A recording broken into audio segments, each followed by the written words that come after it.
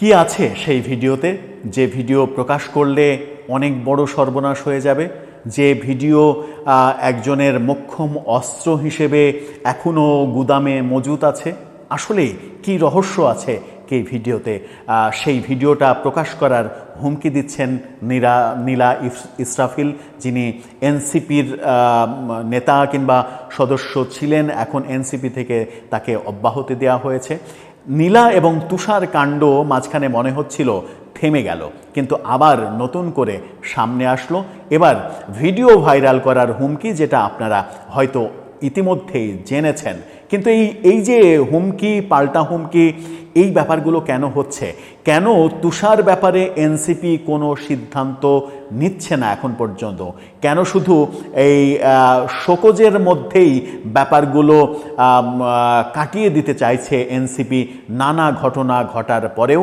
এনসিপির তুষার এবং নীলাকাণ্ড এবার বোধহয় ভয়াবহতার দিকেই যাচ্ছে, এবং সেই ভয়াবহ অভিযোগ যদি সত্যি সত্যিই বিস্ফোরিত হয় তাহলে কি হবে?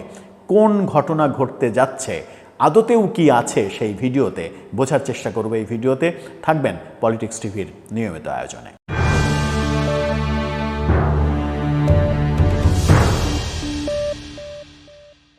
দর্শক, পলিটিক্স টিভির নিয়মিত ভিডিওগুলো স্পন্সর করছে প্রজাপতি.টিভি, নতুন ওটিটি প্ল্যাটফর্ম। আপনারা চাইলে ইউটিউবে, ফেসবুকে, ইনস্টাগ্রামে, টিকটকে দেখে নিতে পারেন। ডেসক্রিপশন বক্সে লিঙ্ক দেওয়া থাকবে, সেখান থেকেও আপনারা দেখে নিতে পারেন প্রজাপতির কার্যক্রম। চলে যাচ্ছি মূল ভিডিওতে। বলছিলাম কি আছে সেই ভিডিওতে।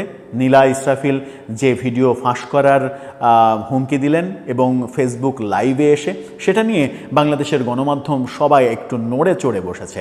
গণমাধ্যমে বলা হচ্ছে, যেটা সংবাদ শিরোনামটা আপনারা দেখে নিতে পারেন, ওই ট্র্যাডিশনাল সংবাদ শিরোনাম, তবুও যুগান্তরের শিরোনামটা আপনারা দেখে নিন। সেখানে বলা হচ্ছে নীলা এবং তুষারের ছবি দিয়ে তুষারের নগ্ন ভিডিও ছড়িয়ে দেওয়ার হুমকি নীলার। তুষারের কেন নগ্ন ভিডিও থাকবে? তুষারের মতো স্মার্ট এনসিপি যারা নতুন স্বপ্ন দেখাচ্ছে, বৈষম্যবিরোধী আন্দোলনের মাধ্যমে নতুন বন্দোবস্তের স্বপ্ন আমরা দেখছি, নতুন বার্তা দেবে তারা, কখনো কখনো নতুন বাংলাদেশ, কখনো কখনো নতুন দেশ, সেই স্বপ্নগুলো আমরা তাদের কাছ থেকে শুনছি। কখনো কখনো অনেক বিতর্কিত কথাবার্তাও শুনছি। বিতর্কিত কথাগুলোকে না হয় পাশ কাটিয়ে গেলাম, কিন্তু সেই তুষারের কি এমন ভিডিও থাকতে পারে নীলার কাছে যেটা ফাঁস করে দিলে তুষারের অনেক বড় ক্ষতি হয়ে যাবে? আর তুষার ব্যাপারে এনসিপি বা চুপ করে আছে কেন? নীলা ইসরাফিল হাসপাতালের একটা কাগজ সামনে নিয়ে এসেছেন, এবং সেই হাসপাতালের কাগজ সামনে নিয়ে এসে, কাগজটা আপনারা দেখে নিতে পারেন, কাগজ সামনে নিয়ে এসে যেটা বলার চেষ্টা করছেন সেটা হচ্ছে যে তিনি একটা সময় যখন হাসপাতালে ভর্তি ছিলেন, তিনি অজ্ঞান ছিলেন, তাকে হাসপাতালে ভর্তি করিয়ে আরও অনেকে থাকা অবস্থাতেও তুষার নীলা ইসরাফিলের স্বামীর জায়গায় তার নিজের নাম লিখিয়েছে, এই অভিযোগ তিনি করছেন।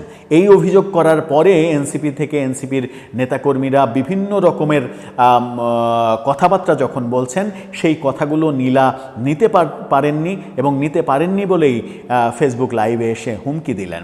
গণমাধ্যম কিভাবে খবরটা বলছে, একটু গণমাধ্যমের ভাষায় খবরটা বোঝার চেষ্টা করি।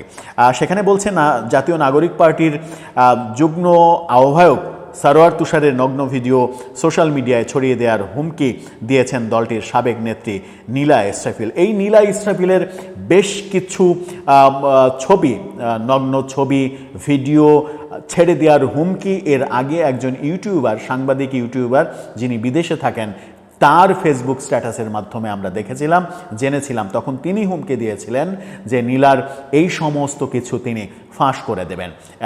এবার নীলা ফাঁস করে দেওয়ার হুমকি দিচ্ছেন। নিজের ভেরিফাইড ফেসবুক আইডিতে কাল তিনি এই লাইভটা করেছেন। তিনি বলেছেন যে, আমি বারবার বলছি, যদি আমি আন্তরিক ক্ষমা বা অনুশোচনা প্রকাশ না পাই, অর্থাৎ তুষারের যদি ক্ষমা না চাই, তাহলে আমি তুষারের নগ্ন ভিডিওটা জনসম্মুখে প্রকাশ করতে বাধ্য হব। এবং তিনি এটাও বলেছেন যে বিদেশে থাকা অবস্থায় এই নগ্ন ভিডিও তিনি পেয়েছেন। এনসিপির সাবেক এই নেত্রী বলেছেন, তুষার ও এনসিপির যারা আমাকে নিয়ে নোংরা খেলায় মেতে উঠেছে তাদের উদ্দেশ্যে আমি বলতে চাই, আপনারা যদি মিথ্যা প্রচারণা থেকে বিরত না থাকেন তাহলে আমি বাধ্য হব। তুষার আমার সাথে নেপালের কথা বলেছে, নেপালে বসে যেসব ভিডিও আমাকে পাঠিয়েছে, যেসব নগ্ন জিনিস আমার কাছে আছে সেগুলো আমি প্রকাশ করতে বাধ্য হব। তার মানে তুষার নেপালে গিয়ে সেখান থেকে নীলা ইসরাফিল তখন সম্ভবত বাংলাদেশে ছিলেন, বাংলাদেশে থাকা অবস্থায় তুষার হোয়াটসঅ্যাপে কিছু পাঠিয়েছেন এমনটাই মনে হচ্ছে। তিনি বলেছেন যে সেগুলো আমি প্রকাশ করতে বাধ্য হব। তখন কোথায় গিয়ে আপনারা প্রিটেন্ড মানে মিথ্যা নালিশ করবেন আমি কিন্তু জানি না। আমি ওয়ার্ন করছি, সতর্ক করছি, তুষার যেন জনসম্মুখে আমাকে সরি বলে। এই যে যা কিছু প্রকাশ করছি সেগুলো কিন্তু বানোয়াট কিছু না। ফেসবুক পোস্টে এর আগে তিনি জানিয়েছিলেন, ঢাকা মেডিকেল কলেজ হাসপাতালে ভর্তি থাকা অবস্থায় তার অনুমতি ছাড়াই ভর্তি ফর্মে স্বামীর নামের জায়গায় সরোয়ার তুষারের নাম বসানো হয়। এই ঘটনাকে জালিয়াতি ও মানবাধিকার লঙ্ঘন বলে দাবি করেছেন তিনি। এই দাবির পরিপ্রেক্ষিতে তুষার মন্তব্য করেছিলেন এটা বাটপাড়ি। এনসিপির অন্য নেতারাও বিভিন্ন রকমের কথা যখন বলছেন তখন নীলা এই ধরনের হুমকি দিল। এখন প্রশ্ন হচ্ছে যে একজন সচেতন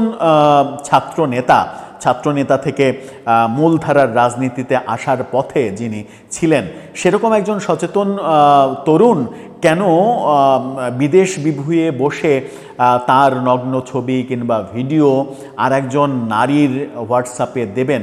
কি এমন সম্পর্ক ছিল তাদের? তার মানে তাদের মধ্যে একটা ঘনিষ্ঠ সম্পর্ক ছিল, যে ব্যাপারটা নীলা এবং তুষার দুজনই অস্বীকার করেছেন বিভিন্ন সময়ে, আমরা সেটা শুনেছি। তারা তাদের মধ্যে সম্পর্কের ব্যাপারটা অস্বীকার করেছেন। নীলা বলেছেন যে তুষার আমাকে ভোগ করতে চেয়েছিল কিন্তু আমি সুযোগ দিইনি। তার মানে হচ্ছে যে তাদের মধ্যে সম্পর্ক ছিল না। তো তাদের মধ্যে যদি সম্পর্ক না থাকে তাহলে তুষার কেন সম্পর্ক না থাকা একজনের ইনবক্সে, সেটা হোয়াটসঅ্যাপ হোক, টেলিগ্রাম হোক, যে অ্যাপসেই হোক, ইনবক্সে কেন পাঠাবেন ছবি কিংবা ভিডিও? সেটা একটা বড় প্রশ্নের ব্যাপার। নাকি নীলা একটা চাল চাললেন, একটা টোপ দিলেন যে এই চাল চেলে আপাতত আমার বিরুদ্ধে কথাবার্তাগুলো বন্ধ হোক এবং তুষার যেন সরি বলে? সেটা নাকি এটা সত্যিই তার কাছে আছে, এটা মানে এনসিপির নেতাকর্মীদের এবং তুষারকে গ্যাঁড়াকলে ফেলার একটা পদ্ধতি হিসেবেই সরাসরি ফেসবুকে তিনি বললেন? এই আলোচনা যেমন আছে তেমনি তুষার ব্যাপারে কেন এনসিপি চুপচাপ? তুষারকাণ্ড হওয়ার পরে তুষারকে রাজনৈতিক কর্মকাণ্ড থেকে দূরে রাখা হয়েছে। আমরা কোনো দৃশ্যমান রাজনৈতিক কর্মকাণ্ডে তাকে দেখছি না। হয়তো অদৃশ্য অফিসিয়াল কর্মকাণ্ডে তুষার জড়িত থাকলেও থাকতে পারে, সেটা তাদের ব্যাপার, কিন্তু দৃশ্যমান কোনো জায়গায় আমরা দেখছি না। কিন্তু এনসিপির তার ব্যাপারে কোনো সিদ্ধান্ত নিতেও আমরা দেখছি না। এরই মাঝে এনসিপির বহু নেতার বহু কাণ্ড আমরা শুনেছি। সবার বেলাতেই শুধুমাত্র শোকজের ঘটনা ঘটেছে, শোকজের পরে ব্যাপারটা আর এগোয়নি। এর ব্যাখ্যা বিভিন্ন সময় এনসিপি দেওয়ার চেষ্টা করেছে যে শোকজের জবাব সন্তোষজনক হওয়াতে পরবর্তী স্টেপ নেওয়া হয়নি। এই ব্যাপারটা কি তুষারের বেলাতেও থাকবে? তুষারের বিরুদ্ধে যে এত বড় অভিযোগ, এবং যেটা তুষার অস্বীকারও করেনি।